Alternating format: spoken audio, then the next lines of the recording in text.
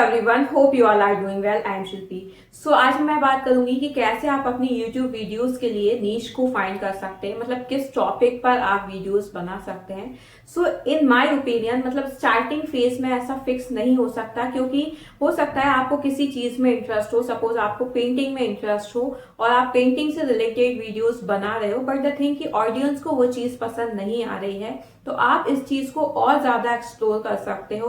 और ये चीजें तभी समझ में आएंगी जब आप कंसिस्टेंसी वे में उसमें काम करते रहोगे। क्योंकि सपोज करो अगर आपने वीक में 1 या 2 वीडियो डाली, तो स्टार्टिंग में तो वैसे ही कोई ज्यादा खास रिस्पॉन्स होता नहीं है, तो आपको आइडिया नहीं लग पाएगा कि एक्चुअल में वर्क क्या कर रहा है। तो इससे अच्छा है कि अगर आप एक दिन छोड़ के अल्टरनेट डेज पे भी वीडियोस डालोगे, तो उससे कुछ तो आउटपुट निकलेगा, कुछ तो आपको चीजें समझ में आएंगी। एक दो कमेंट्स आएंगे, उनसे आपको ये फील होगा कि आपका वर्क कैसा है, या कोई अगर इस टाइप का कमेंट कर रहा है कि आपको और इम्प्रूव करना है, तो आप उन चीजों को और इम्प्रूव कर पाएंगे। और अगर बिल्कुल ही आपने सपोज 1-2 मंथ आपने काम कर लिया और फिर आपको उसमें कुछ भी समझ में नहीं आ रहा, सो द थिंग इज कि आपका जो भी नीश है वो ऑडियंस को पसंद नहीं आ रहा है, तो यहाँ पर आपको स्विच करने की जरूरत होगी। क्योंकि ठीक है, हमारा इंटरेस्ट पर्टिकुलर एक चीज में रहता है, लेकिन हम ये गारंटी नहीं ले सकते ना कि सामने वाले को वही चीज हमारी पसंद आए।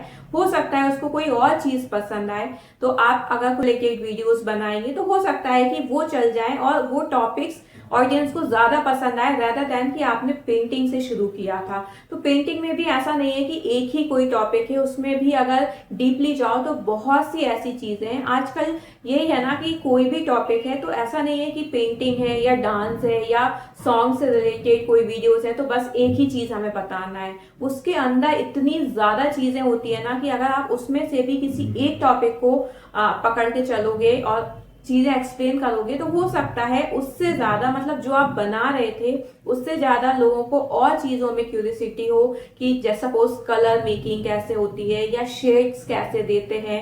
आप नॉर्मल एक पेंटिंग बना के बता रहे थे कि मैंने ये वाली फोटो बनाई या ये ऐसे कलर की, उससे ज्यादा लोगों को शायद ये जानने की उत्सुकता हो कि इसमें कैसे शेड किया आपने, कौन कौन से कलर यूज करे, किस कंपनी के कलर यूज करे। तो बहुत सी ऐसी डिफरेंट चीजें होती हैं, तो आप एक टॉपिक को लेके नहीं चल सकते कि नहीं अब जो आपने पकड़ लिया है वही है, अब इसी पे आपको कंसिस्टेंटली वीडियो बनानी है। अगर रिस्पॉन्स अच्छा आ रहा है तो नो डाउट आप उस पर ग्रो अप कर ही जाएंगे और आपको खुद से रिजल्ट समझ में आएगा और आपको ये फील होगा कि नहीं यार ये टॉपिक मेरे लिए सही है और मैं इसमें अच्छा कर लूंगी।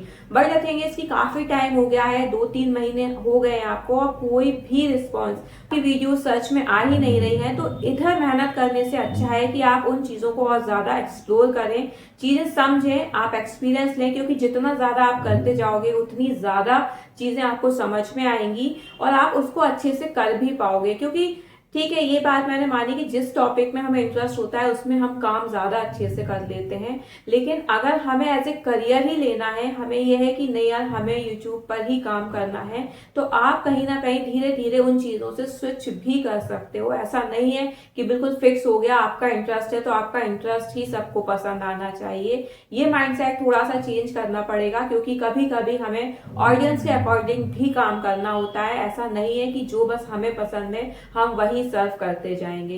तो इससे ये होगा कि फिर हमारी चैनल की रीच भी डाउन होगी और फिर व्यूज भी नहीं आएंगे, तो हम कहीं ना कहीं डिमोटिवेट ही होते हैं। हमें ये फील होता है कि इतनी मेहनत करने के बाद भी व्यूज नहीं आते हैं, लोग पसंद नहीं करते हैं। तो इससे अच्छा है कि धीरे धीरे एक्सपेरिमेंट करते रहिए, चीजें ग्रो होंगी और जब ग्रो होंगी तो वो चीजें आपको खुद से समझ में आएंगी और फिर आप उनमें और अपना 100% दीजिए।